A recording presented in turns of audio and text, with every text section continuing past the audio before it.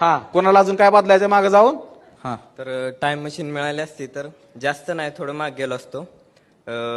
2 वर्षापासून मित्र आहे माझा एक, आणि एक अशीच मैत्रीण होती, म्हणजे बोलायचं नसतं. तर मी तिची त्याच्याशी ओळख करून दिली. आता तो भाड्या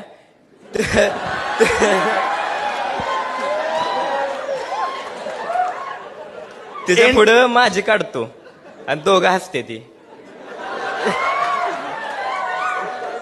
ही साप आहेत, साप.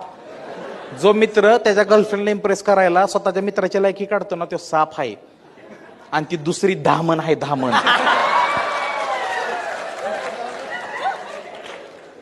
ही लय घाण असतं रे, एखाद्या पोरीला इम्प्रेस करायला का आपल्या मित्राची आबरू काढायची. बोलता का तुम्ही?